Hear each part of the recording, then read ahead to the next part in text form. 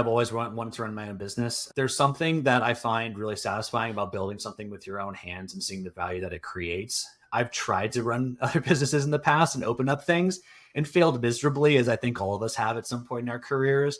And then I had the bright idea of like, hey, I'm already really good at this advertising thing. Why don't I just do that instead of trying all of these other random ideas I have? But I think the timing was right. I have a lot of contacts in the industry. I can leverage a lot of my skill set. I currently serve on the customer advisory board at LinkedIn. So timing was right. Thanks for coming on the show, Trey. Glad to be here, Elijah. Talk to me about why it's important to have paid advertising as part of your strategy. Let's just start super broad. Why is paid important? Sure. Paid allows you to amplify your message across a pretty wide scope of different platforms. I typically think about advertising as where do you want to reach the people that are interested in what you're selling? So, if I'm thinking I'm a Best Buy and I'm selling TVs, Facebook, anyone can buy a TV. If I'm thinking about, selling B2B software for CRMs, you're probably wanting to be on LinkedIn or search or potentially both. And so that's just a way to amplify your message in a way that organic, frankly, can't unless you're going to spend a long time actually building up your organic program. So is that really the kind of deciding factor, is like how quickly you want ROI for should I go paid versus organic versus some other strategy? It depends. I mean, some brands come in and say, hey, I want direct return on ad spend within the first 6 months. And you can do that to some regard, depending on the brand and the product. Some brands come in and say, hey, we want to be the biggest name in the space, and they do more brand awareness focused ads. And so it kind of depends on what you're looking for and where your company sits. So like if I'm Salesforce, for example, like I might use like brand advertising to maximize my message about a new product or service that I'm offering, but people know what Salesforce is. You're just educating to some extent. If I'm a brand new B2B software, I'm probably looking for my first 50 customers potentially through that. And honing on a specific message to a specific audience and then pushing it out to see what the response is. So it also could be finding product market fit in some regard as well. Within that world is like, if I'm a business, right? So ideally you find some level of product market fit. I'm a startup. I've raised some money. I've kind of built something and I need to get some customers, and maybe I already have friends and family or people that have heard about me, Sure. or word of mouth. So that's all kind of going, but I want to pour some gasoline on the fire. Paid is obviously one of the ways to do that. Mm-hmm. And I know you specifically focus on B2B SaaS, typically. Yep. Paid and specific channels, but how do I know when I should do that? Or is the answer just do it early and figure it out? I think there's periods of time at which you can just implement test budgets and see if it's the right time. I think a lot of brands come into it trying to find product market fit. And while there is an opportunity to do so, I don't think that is necessarily the point of paid media in itself. So like if you have no customers and you just raise a Series A and you're trying to find who your customers are, paid might not be the best option. You might want to do like reach out to people that are in your startup world or these different size companies and see like what their challenges are and if you can sell into that. And then use paid to say, okay, we think we built this ICP that is really interested in our product. Let's extrapolate that out to paid to cold people who've never heard about us before and see if we can book meetings and scale that. That's usually kind of the point at which it works the best, albeit if you're starting to launch a new product, particularly on the B2C side or like B2 micro SMB, like small companies or individuals, like you can do something like Facebook, which is low cost and lower, barrier to entry, and see some good results if you're trying to find product market fit. But those are really kind of specific niche cases. So rather than paying the money to do your product market fit iteration, experimentation to find that ideal customer, you want to do it. You want to pour gasoline on the fire once you've already found that person, and you can, but it's once you found a direction to kind of iterate on that side. Once you found a direction, right? I would say like if you say, hey, okay, I'm a cybersecurity company and I want to target VPs of IT, just as an example. What you might find with the paid media side is like, okay, well, our initial customers were VPs of IT because that's who we knew. But people are responding at the director level or the manager level because they're the ones actually implementing it. And you can learn more about your ICP that way. But before that, you already had that direction. That's cool. That's very cool. And I know, so there's obviously there's so much kind of breakdown that you can go into all this world of advertising, of marketing, of sales. Mm-hmm. for you specifically, you've gone down that LinkedIn path. Yep. You have, a lot of years of experience in LinkedIn. Mm-hmm. But I think that LinkedIn is a particular platform where we all know it from the networking perspective Sure. of kind of reaching out and talking to people or talking with your network. But it's less talked about from an advertising perspective. I think, Facebook and Instagram and kind of all the B2C channels is what gets most talked about. So talk about LinkedIn. Like, is it a good place? I mean, obviously it is. Otherwise you wouldn't be working on it. But Sure. like, talk about the opportunity and the reach and the segmentation that you can do within that platform. Yeah, I think it fits in a really specific niche within paid media right now, to where Facebook was really good in that it was a cheap, effective way to get reach for a specific subset of audiences. Lookalikes are pretty good, but the challenge that Facebook has is if you try to sell into enterprise companies or mid-market companies, the targeting doesn't really do it justice. And so what LinkedIn does is it basically takes your profile data and you can advertise against that. So if I want to target, company size 100 to 500, I can do so. I can target the VPs of HR, finance, accounting, all of that within there, because that's all publicly available information, because pretty much every business person, at least in the United States, has a LinkedIn account. And so you can use that data to leverage the targeting. Now, the reason why, like I say, like you're targeting larger companies and company sizes is because Facebook can't do that, but also the deal sizes are larger typically for the companies I work with that sell on LinkedIn. And the reason why that particularly, can you give a ballpark for deal size? I would say like ARR 50K on the small side, which you can work with that easily. I've worked with companies that have done down to 10K, but like sweet spot's probably around 50K at a minimum, and then I've worked all the way up to like, and that's per client. Yeah. So like Okay. so the deal sizes would be like, hey, you're selling HR software to this company. The ARR value of that company is 10 grand for that year for the software that you sell. Now, because LinkedIn is expensive, that's why I focus on like, hey, you want to be selling into those mid-market or enterprise companies, because sometimes on the SMB side, you might want to go with something that's a little bit cheaper just because the economics don't make sense. I mean, so LinkedIn is more expensive, Yeah. it sounds like, but you have a way better targeting for a business profile. Exactly. Yeah, exactly. And so you're paying a premium on the data that they do have, because Facebook doesn't have that data. Facebook is really good at optimizing towards a conversion goal, and that's where they've leveraged in the past probably 5-6 years. LinkedIn is way more demographic focused. So it can find your exact ICP, you can build that ICP, and you can push ads to them in a pretty effective manner, but you're going to pay a premium on that. Makes sense. So what does what's your playbook look like? You come into a company, ideally they're targeting minimum of 10K ARR per client, maybe average of 50. So you come in, ideally they've already identified their ICP or direction, right? They kind of have a direction of where they want to go and who they want to target. What do you do? Where do you start? Where do you go? So when I come in, I typically ask like, what is the infrastructure that they have built up in the company? So infrastructure meaning like, what's your MarOps stack? Are you using Marketo or using Salesforce? Do you have content? Do you have direct demo? Or is everything going to be product based or sales based growth? Those are the sort of questions I ask, because that kind of leans me towards a couple of different options.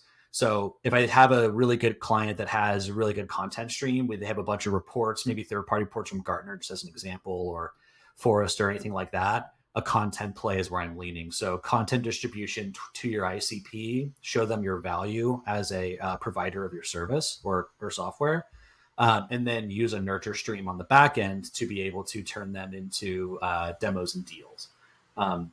The second part to that is the sales team. So a lot of the time when I come into a smaller company, they don't have a very sophisticated sales org.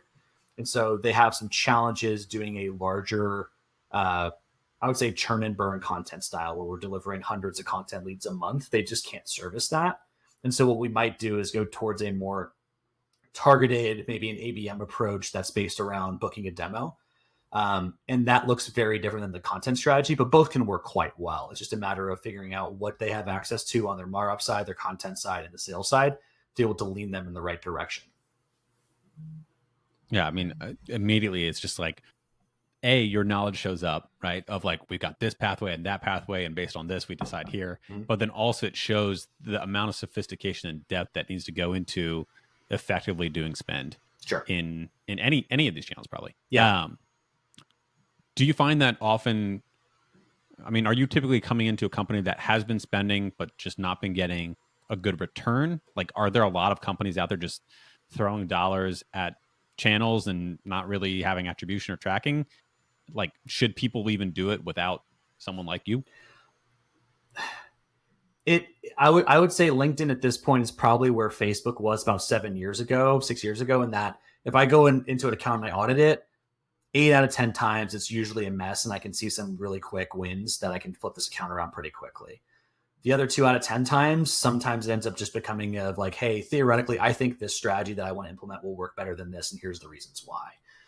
So there are typically low hanging fruit. Now, when I look at like an account, usually at Series A is typically when I see people start to spend in LinkedIn, and it might be 2 to 5 grand a month potentially, or it could be upwards of that if they just raise a round in Series B. But usually at that stage, it's just trying to figure out what they want to do with the platform. Usually, it's pretty. Is that the right stage? Like, should people be doing it earlier or later?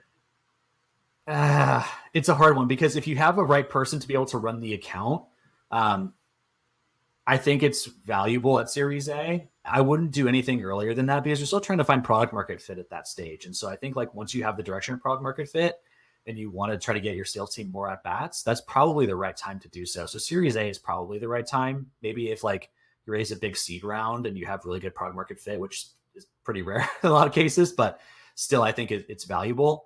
Where I see they like we find the recipe to scale is usually like Series B to C, because at that point they have enough data on their internal CRM to where we can pull that, use those demographics from their closed won opportunities to be able to build audiences, and then from there be able to build content, whether it's through our designers or through their designers. That's usually the sweet spot. I'd say Series B and above, but Series A is probably like where you should at least start trying it if you have someone that's knowledgeable on the platform. So finding that person. I mean, I've had numerous conversations with really good people, founders alike. So much comes back to finding good people, Sure. people that know what they're doing, whether it's in house, out of house, whatever, but just finding that right talent. What does that look like for, say I'm Series A, Series B, I have product market fit, I want to start spending on LinkedIn, and I need to decide: do I go in house or do I find an agency? Do I Yeah. find a person? How do you make that decision? How do you find that person? On the smaller spend side, like 10K a month or less, usually I would try to find a contractor or a freelancer. That's just because an agency is going to charge you, depending on what their services are, probably 4K at a minimum, which is a 40% cost for the actual like spend, if you will. Which the effective like cost per spend rate at a large scale account is going to be anywhere between 10 to 5%. So like they're charging you quite a bit for the amount you're spending. I would just hire someone hourly who's a good freelancer. Now, like finding a good freelancer is the challenging part. Facebook and Google have so many people that are good at the platform now to where you can just throw a dart and find someone in general who's going to be able to put you in the right direction. LinkedIn's tough, just because there's not a ton of freelancers that are really good at the platform. Typically, if you have someone on the B2B side who has experience in paid social, at least from the last few years, you're going to be able to find someone who has like maybe a 6 out of 10 experience on the platform, and they'll be able to point you in the right direction. But if you want to scale, that's usually where an agency or a really highly qualified contractor that's going to be more expensive than that person comes in. Contractors are going to be anywhere between 75 to 120 an hour for that. But if you're only doing 5 hours a week, really, it's not too bad.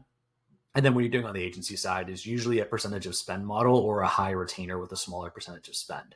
And usually I would only recommend going for an agency if you're at 20 to 30K plus in ad spend per month. In spend. Yeah. And just for that channel. Right? Just for that channel. Yeah. I would say like if you're doing combined 30 to 50K between search and social, that's a good sweet spot. Because usually you've found something that generally fits within your strategy within those channels. And then you can take someone that knows how to amplify that, and then they can just basically turn the volume up on it. Yeah, I mean, it's so fascinating. I mean, you can literally go so specialized and so deep down. So is that marketing, advertising generalist a myth? That person that, oh, I've done social, I've done content, I've done paid, and like I can run all of it for you? Like, should you just like run the opposite direction if you encounter those people, or do they exist out there? I think it's true for some things. I think like if you take a general, jack of all trades, they're probably pretty okay at paid search. Like that's just such a widely available skill to learn and to get decent at this point because best practices are everywhere. Like sure, you could totally find someone to do that. Now, can you find someone that does SEO, paid search, and paid social? That's where I would steer away from, and I would probably actually find individual contractors for each of those. While you might be paying like 20% more potentially, you're going to get more actual leverage out of those channels than you would if you went with the person who's a 6 out of 10 on all those. That makes sense.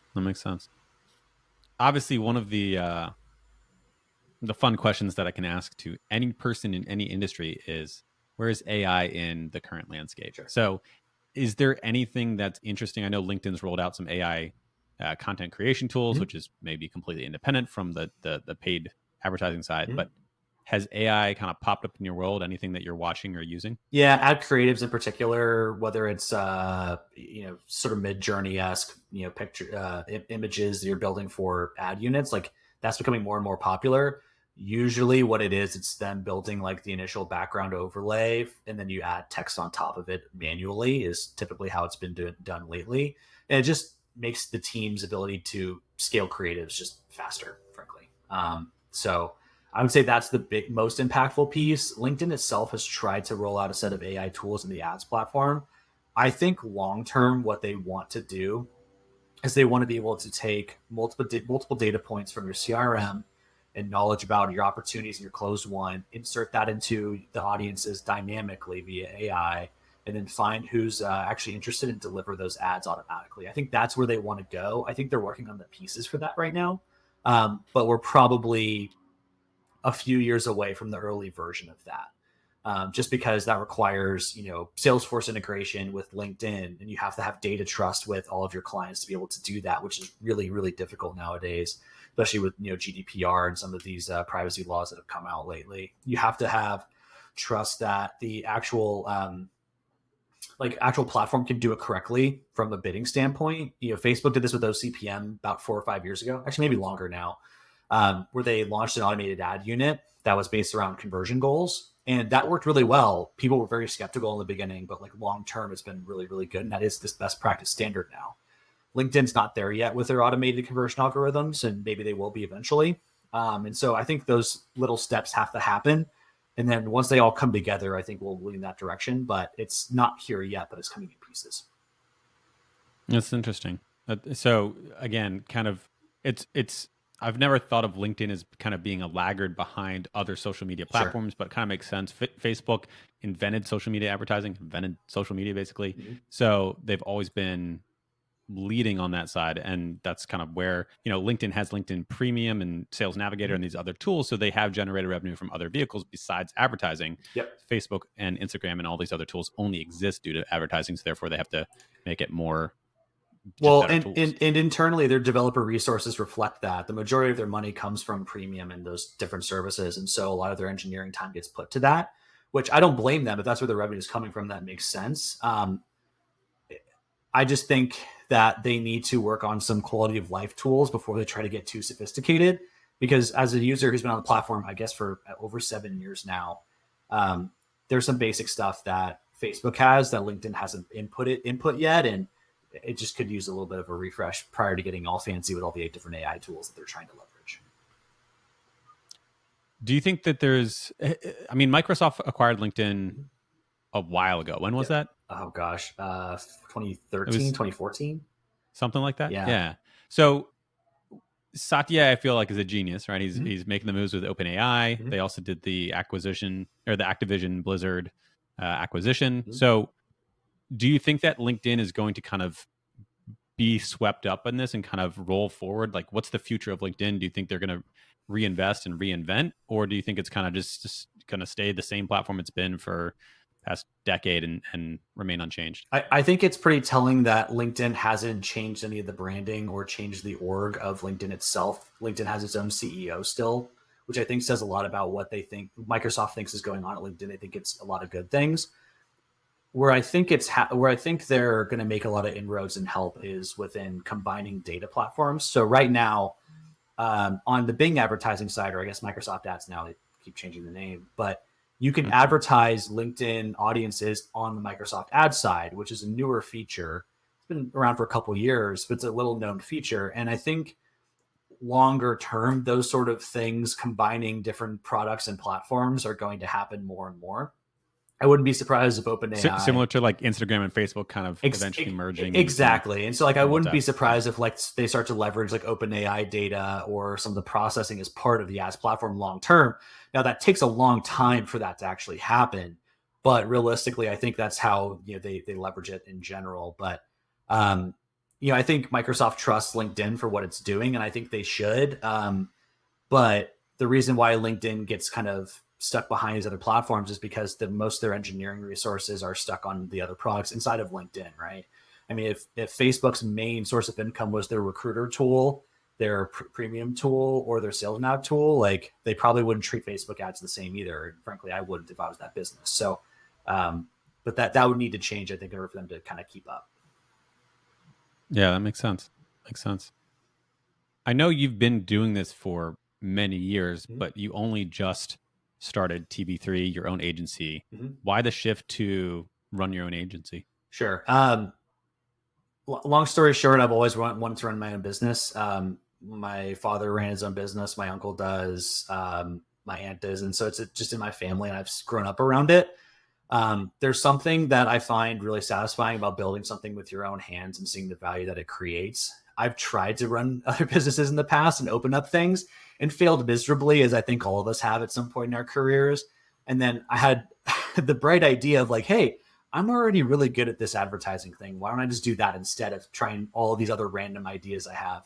Um, and that's kind of, I ended up here. I wasn't trying to create anything. I think you just end up here. But I think the timing was right. I have a lot of contacts in the industry. I can leverage a lot of my skill set.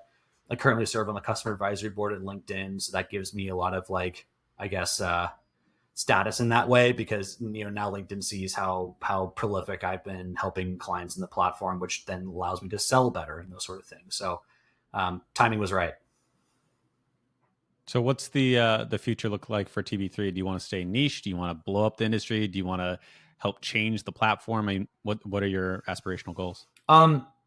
I think first things first, I want to build the best kind of multi-channel, cross-functional mix for paid media. So, I want to run LinkedIn, search, Facebook, and some of the more niche channels, Quora, Reddit, even TikTok, although B2B side for TikTok, we'll see long term. But also build cross-functional strategies alongside that, including creative. So a lot of advertising companies, they build creative as additional service. Creative is built into my service. And the reason why I want to do that is because creative is the biggest way you can leverage performance outside of like correct targeting, obviously. If your creative is good, you're going to be able to get higher click-through rates, better response rates, better cost per leads, and then typically better customers because of that. And so if I want to get the best results possible for my clients, that has to be included. It's a given. And so that's going to be a big piece of it as well. And then also alongside that copy, right? If you're not really good on the copy side, and you can't actually adequately communicate your value, then you're not going to win any business as well. So I think it's building a good foundation of a paid media program. And imagine like, I want to be the paid media arm of a business. That's the way I want this agency to be. I don't just want to run paid media. I want to be a strategic consultant within that as well. I mean, the fact that you're encompassing creative, right? You're focusing on kind of ROI and driving value, Mm-hmm. but also some of the other stuff that you talked about earlier of you don't just go in and kind of run the paid media. You also go in and take a look at what their marketing technology is and what their stack is and what their tools are and how they're using them, where's the low-hanging fruit to drive value. So it's not just let me take a percentage of your ad spend and I'll manage your ads, but kind of come in more in a consultative approach, Yeah. more hands-on and support them while also doing the paid media. Well, and that's the real value, I think, of bringing in a agency is that if you have someone who has touched dozens of paid accounts and seen some of the trials and tribulations that can help you avoid those same trial and tribulations, that's where the value is, right? You're trying to find the shortcut way to the best practices for your account. And agencies are the way to do that, unless you can find someone to bring in house, which is super rare, at least on a high level skill set. But like that's why you bring someone like me In terms of your dream stack, say you're starting your own company, but specifically probably B2B SaaS, right? You are kind of at that 10 or 50K MMR, Mhm. or sorry, ARR. Mhm. What technology, what tools? Is it Salesforce? Is it Marketo? Is it kind of talk us through what your recommendations would be for any company out there? On the Marop side, I think I have the most experience with Marketo. It's the most widely used at large scale. Pardot, I don't typically like personally, but I've seen people use it. I would say Marketo or HubSpot for marketing automation, and then HubSpot or Salesforce for the CRM side. Now, like if you're doing email marketing and these other things, you might lean towards HubSpot for one thing or Marketo for another. That doesn't really matter, but either of those platforms have a ton of different integrations and options that allow you to do really interesting things with the different platforms in a way that a smaller CRM or a smaller marketing automation system can't do. And on the more affordable side, most companies that are on the smaller side typically use HubSpot, and that's more than adequate. And you don't need to switch to Salesforce just because someone tells you to. Like it typically does the job quite well. The only other thing I'd add to that is I would add Zapier. Zapier does a lot of connections that are, I guess, like available for. Let me think of a way I can describe this. There are features that are coming out to try to connect different data in different pipes, and sometimes those aren't available directly to specific platforms. And Zapier is a good way to connect those in. And so Zapier is always good to have a license for, just in case you need to connect something for data's sake. And so I always recommend all my advertisers keep that. Now you might not leverage it for everything, but if you're leveraging it for one or two things and it helps to actually provide value in the account, that's all we're looking for. And that data, you're ultimately trying to aggregate it, be able to attribute it, and then feed it back into the machine to get smarter, or kind of where does that come in? It depends on where you're sending it. If you're sending it to Salesforce or to Google Ads to optimize based on conversion values, like you're trying to feed Google better data so it can make better decisions on where to place ads. If you're feeding it to LinkedIn, what you're trying to do is learn more about your demographic data through demographic analysis. And then for me, it's about seeing okay, here's the common threads we're seeing in job titles for current opportunities. And then I can manually make adjustments. So depending on the platform, it's either automated adjustments, or on the LinkedIn side, particularly for me, it's more manual. Since you've seen so much creative and you've seen so many different types of campaigns, you've spent over $100 million on LinkedIn. Mm-hmm. What is there a particular campaign approach strategy that generally does better, whether it's a person speaking about the product, or testimonials, or video versus static, or is it just kind of a complete custom per client situation? Sure. I think going back to the content versus direct demo strategy, I think it's about, do you have good content first, and then do you have a sales team that can handle high volume of leads? Depending on that answer, I'll move you into a strategy direction. Now, on the ad side for that, and just give me a for instance for both of those, content versus direct Sure, demo. Sure. So on the content side, typically it's a high volume of static images to go against a lot of the content pieces, because the test and iterate strategy, depending on spend, we want to move quickly, because what we'll typically find is if you're testing 10 pieces of content, only 2 of those are going to perform very well, but they really will perform well. You scale those out by testing different creative iterations against those. So just as a general example, the recommended amount of ads in one campaign on LinkedIn for sponsored content, their general feed ads, is 5 ads in the campaign, because there's a frequency cap. Elijah, on LinkedIn, if you look on LinkedIn, you can only receive 5 ads from an account every 48 hours. So that maximizes frequency. And so now that we know that we're maximizing potential frequency with that, the amount of ads in that campaign, you can start to rotate things in. So you have your 2 pieces of content. You have one that has 2 ads, one that has 3, that's 5 total.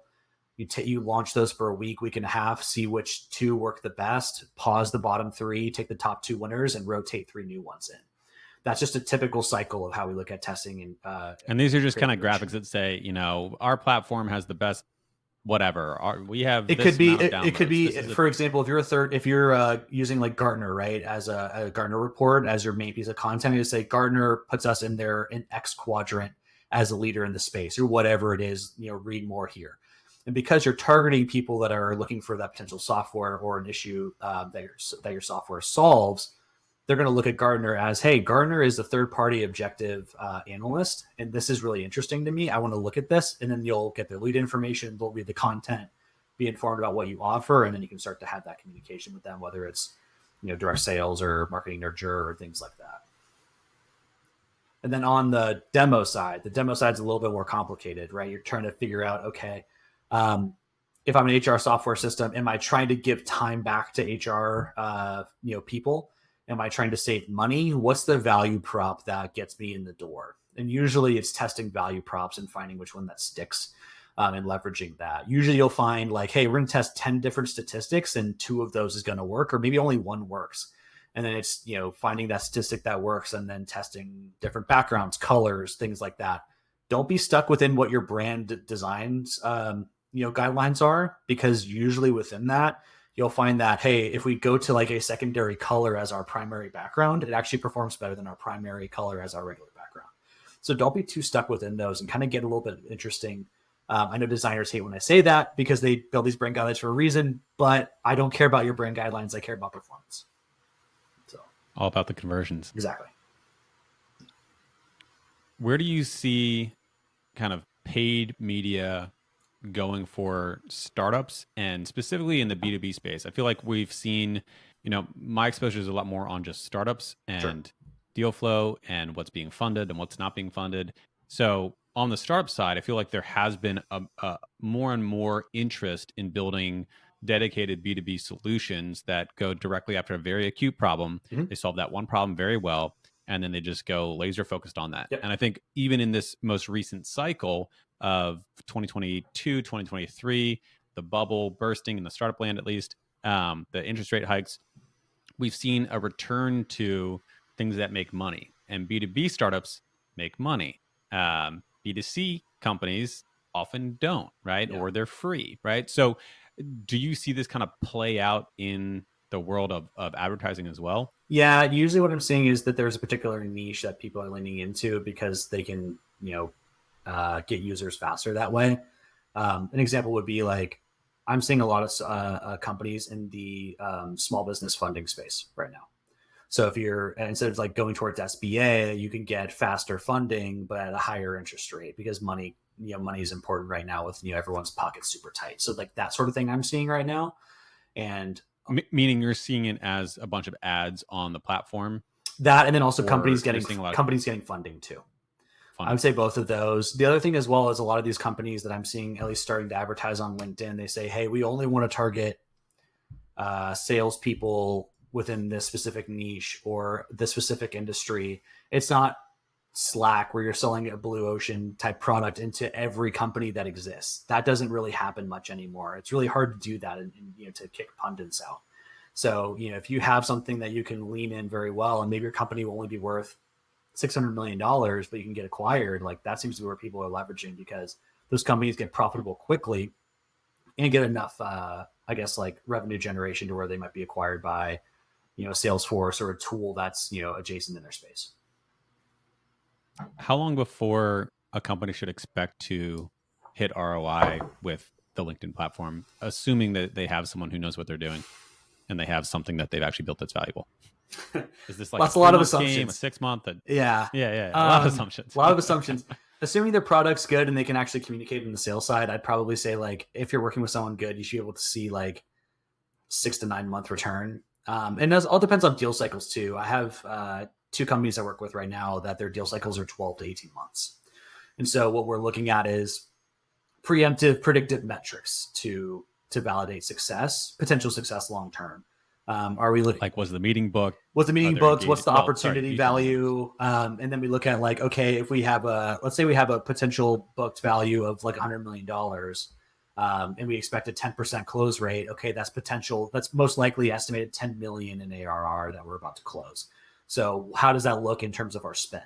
And usually you're trying to hit an ROI basis on that. And that's usually the target objective. Now, once you start to get actual closed won data. What kind of basis are you typically looking for? Say one more time.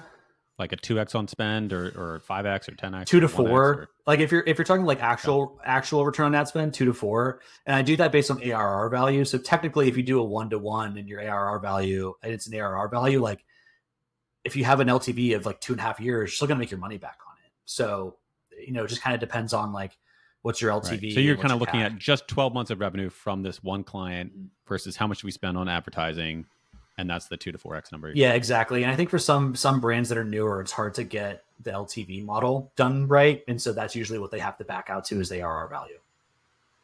Just the more conservative kind of return on spend. Yeah.